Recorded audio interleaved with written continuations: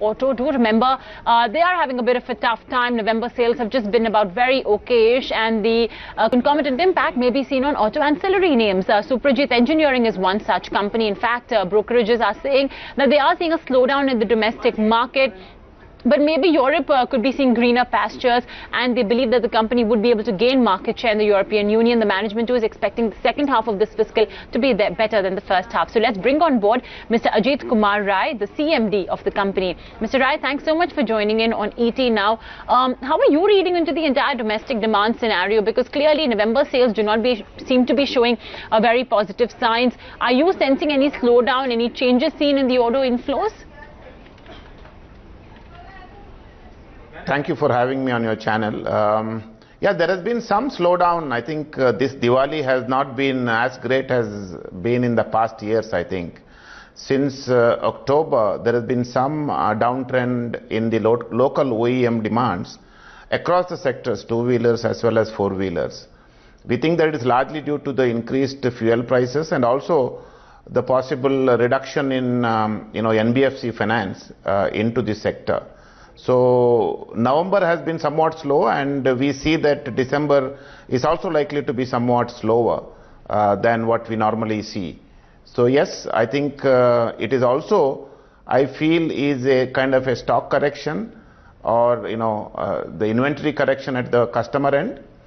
We feel that once those corrections are done, from January we should be back to normal.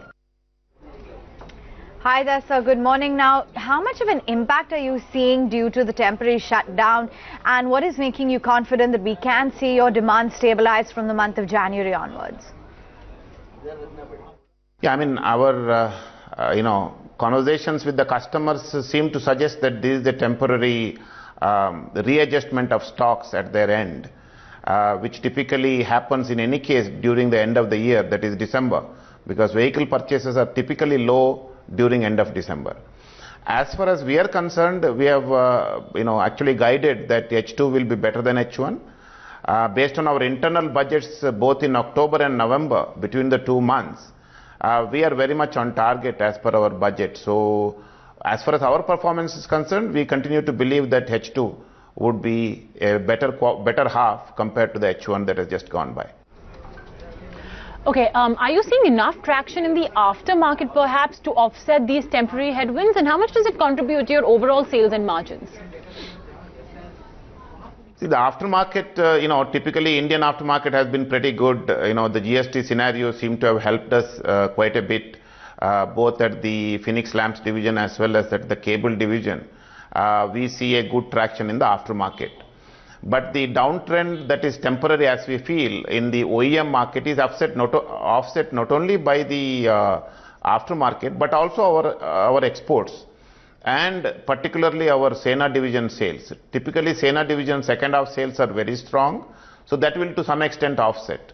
Similarly, automotive exports from our Suprajit Automotive is having a fantastic traction at the moment, as more and more of the EU customers, the Volkswagens and BMWs of the world, are taking more material from us against the future schedules, considering the Brexit also.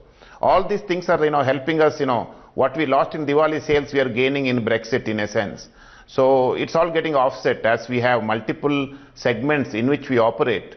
Some of the slower segments get offset with some of the segment where we are having a fantastic traction at the moment. So how is the EU business shaping up, and how real are the slowdown fears rather? See, the EU OEM automotive market, you are correct that it is slowing down. But you must understand that it is not that we are continuing to get the existing businesses. We are getting new businesses. We are replacing the competitors. We are getting new projects awarded to us in place of, let's say, a competitor.